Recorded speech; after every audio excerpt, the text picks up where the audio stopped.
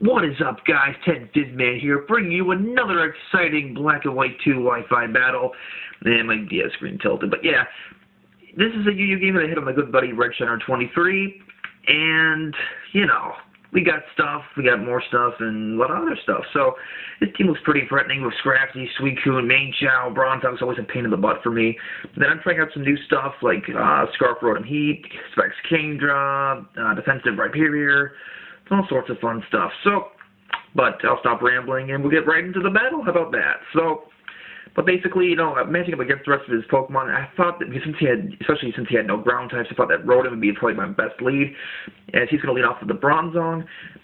So, you know, Bronzong's a pretty good lead for the most part, since it can set up rocks, it can toxic stuff, Earthquake, all sorts of crazy things. So, now he doesn't want to get hit with the Overheat, I guess, first turn, or he actually told me into the battle, he predicted the trick for my Rotom. But I'm next going to go right for the Volt Switch. This is going to be the theme of this battle, is Volt Switching. That's really all my Rotom does in this game. But I'm going to go for the Volt Switch against the Tornadus, which was amazing. Now, the reason he brought in Tornadus was because this thing is actually Scarf. He's actually running a Scarf Tornadus incarnate form. So, pretty interesting. The Volt Switch leaves him with a little nub, which kind of sucks, but what am I going to do? You know, here he confirms he's Scarf because he actually outspeeds my Crobat and goes for the U-turn, which is, you know, not a bad play at all. So, pretty good. That's cool. That's all good and stuff. I mean, I should have clicked on right away, and I probably could have made a better play here when gone straight for the U-turn of my own. But no, I just go after the Zapdos pressure is activated. I'm going to go right for the Brave Bird, just wanting to KO it, but not the case, so get some Brave Bird action going, and does nothing to the Zapdos. Not really sure what kind of Zapdos this is yet, since I'm not really seeing an item of any sort, so I can tell he's not defensive. But to go for the U-turn here because it's probably my best play, so I do exactly just that. And because, you know, I wasn't really fearing Scarf, because Zapdos is they usually aren't Scarfed or anything. So, but here I bring in my Rhyperior because Rhyperior is a boss, and it can take pretty much anything it's got to offer. He goes for the obvious Thunderbolt, which is, you know, not a big deal or anything, but here he pulls up the HP Grass.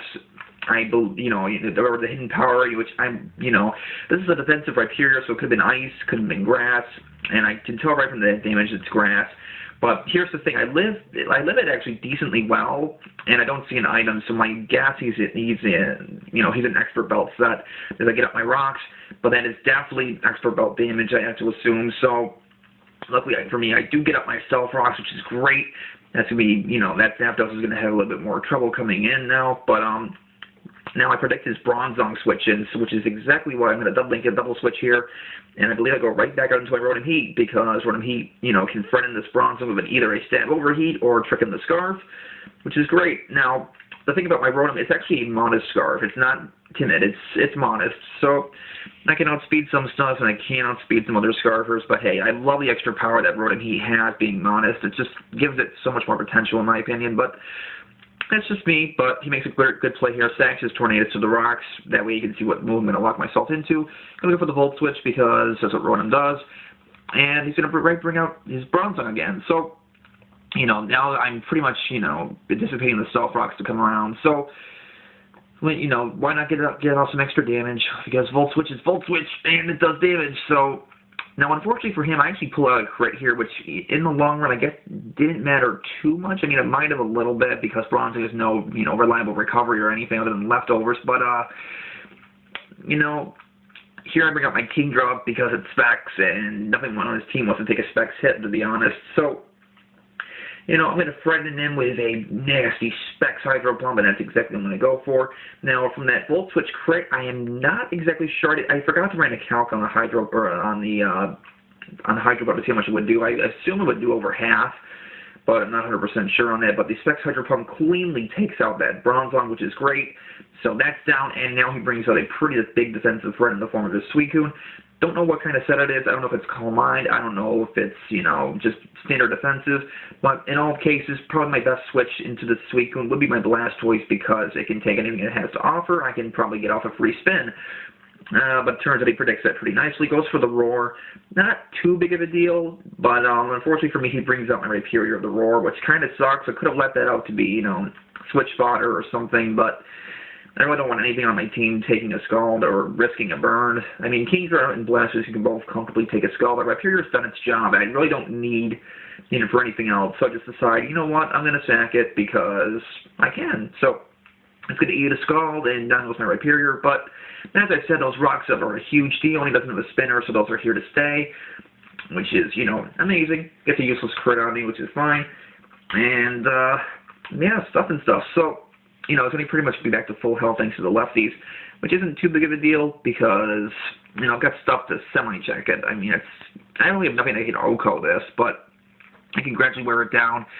And it's going to switch out here, and I guess, just wanting to frighten me straight out with his Zapdos, which is exactly what he does. It's going to take some Stealth Rock damage, but now I can get a spin-off and not have to worry about rocks the rest of the game because, his Stealth Rock user is down. So that is excellent. And here I make a really questionable play, to be honest, because, I could have, in all cases, brought out my Rotom, but, I guess I feared Thunderbolt Hex, or just, I don't know what I was predicting. I guess I was I was predicting him to roost there. That's what I was predicting. But no, I go straight for the Thunderbolt, and it's going to cleanly take out my Blastoise. Not too big of a deal, because Blastoise, even though it did, check Suicune to an extent, it wasn't a Calm Mind set, which was my main fear. So Blastoise's utility wasn't as needed then, now that I know he's not Calm Mind. But going to bring out my Ronin Heat just to finish up that Zapdos with a modest stab Volt Switch.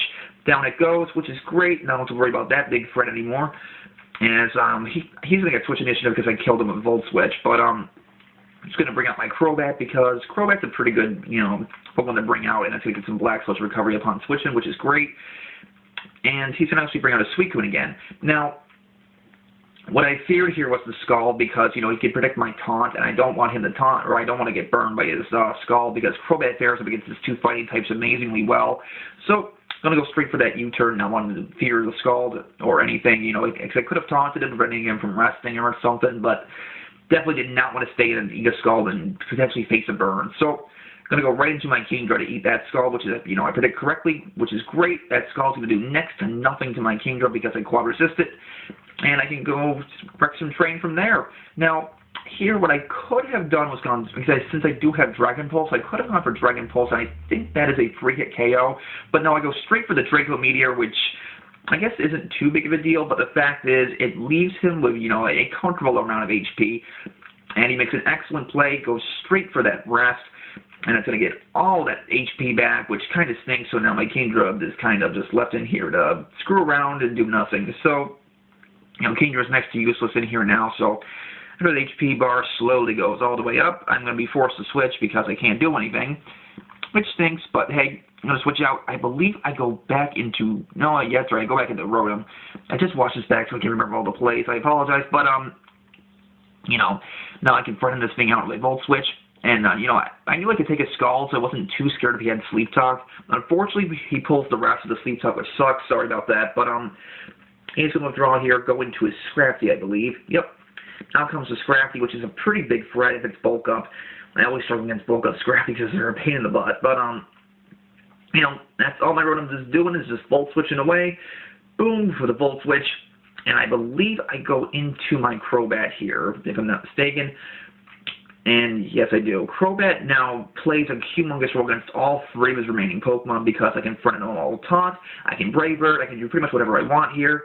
But I made the safest play because, if he wanted to stain, which was, be silly, but if he wanted to stain, I could taunt him, preventing him from Brave Birding, or preventing him from bulking up. Excuse me. Jeez, Scrappy can't Brave Bird, but here, since I knew the Suicune would probably come in, I'm just going to taunt him. Now, what this does is it prevents him from using Sleep Talk, which is a big, big deal, because now I can't Sleep Talk, potentially get Scalds or any of that crazy things. So, I'm in a comfortable position here. I can pretty much do whatever I want at this point.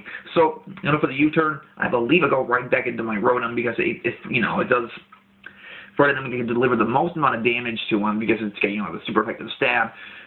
Unfortunately for me, I do not carry Thunderbolt on this Rotom. I carry Hidden Power Grass instead, which means, because Swampert is a thing, and it can, Swampert and Rhyperior are things. So, and they're bigger threats to me than, Suicune, and I don't need to rely on Thunderbolt to kill it. So, I'm going to go for that Volt Switch. I mean, I could have tricked there, but the issue was I did not want Mienshao to come in and, you know, take a scar because then would outspeed my entire team. So just straight away from that, you know, I'm going to Volt Switch and go right into my own Mienshao, or excuse me, Mainshao, it's pronounced. But now Mainshao is a humongous threat and underused, and that's because it's amazing speed, it's got amazing attack, going to go straight for that high jump kick, not going to miss, and it's actually going to clean out that Suicune with a crit. Now, high jump kick does a max of, I believe, 52%. That crit may or may not have mattered depending on damage variations. If it did matter, I apologize, but it would have left to a longer battle, in my opinion. He's going to bring out his own Mienshao. I'm going to win the speed tie. I'm going to KO his own Mainshao. That's what it is. Mienshao, that's what it is. And I'm going to finish it off of a high jump kick. Out comes the Scrappy as his final mon. And guess what you're going to eat? Another high jump kick. And that's probably one of the first times I've hit free for free a high jump kick, which is great. Down goes that Scrappy. That will be the game. Good game, Red Shiner 23. That was actually pretty fun. And, you know, that's that. And it really didn't matter if I had a high jump kick miss because they still had my Crobat in the wings. No pun intended there, but, you know, and stuff. So, hope you guys enjoyed this little battle, and I'm hoping, you know, I can get some other battles up at some point, but, you know, with working things, I'm off only Wednesdays and Fridays every week, which kind of sucks. So, but, hope you guys enjoyed that, and I got some Pokemon news. Tornadus T got banned yesterday from OU, which kind of sucks, but I can understand it. It is over-centralizing whether you want to admit it or not, and I guess I run a pretty nasty rain team, and I guess I'll just put Thunderous T over it now. If that's a threat. So, you know, I'm just rambling at this point, but who cares? You know the deal. Rate, comment, sub, and data, guys.